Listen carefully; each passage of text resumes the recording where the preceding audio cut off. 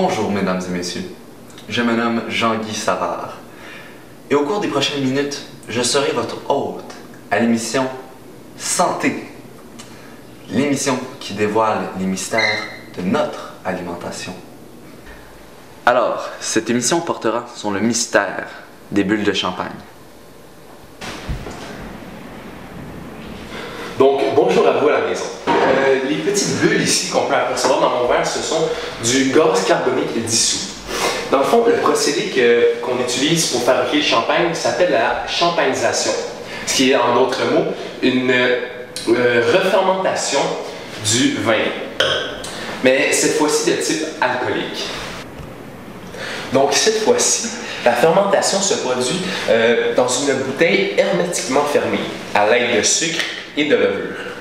Au terme de ce procédé chimique de la champagnisation, le sucre se dégrade afin de former de l'alcool et de produire du dioxyde de carbone.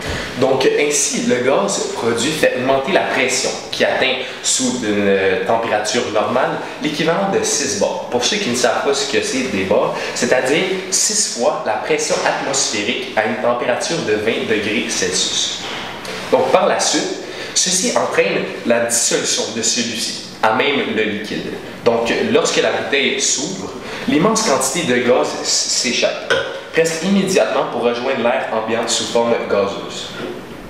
Donc, le champagne n'est qu'un vin blanc qui subit une réaction de fermentation qui crée le dioxyde de carbone que nous retrouvons lors de sa dégustation.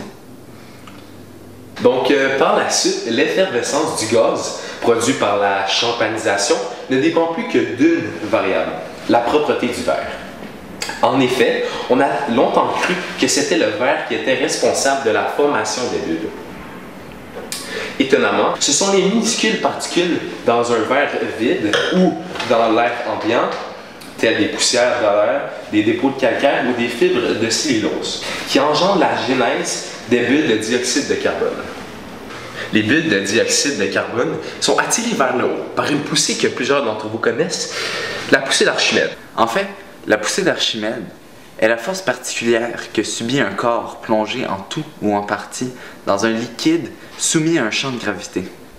Donc, ce sont les microscopiques particules de poussière sur la paroi de notre verre qui créent de très petites bulles d'air par lesquelles le gaz carbonique parvient à remonter à la surface du verre et à éclore, ce qui provoque le fameux pétillement.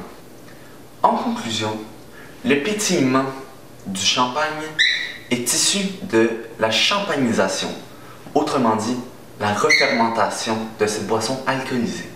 Et l'ascension des bulles est-elle causée par de microscopiques saletés qui reposent sur la paroi de notre verre? Maintenant, cette boisson n'a plus de secret pour nous.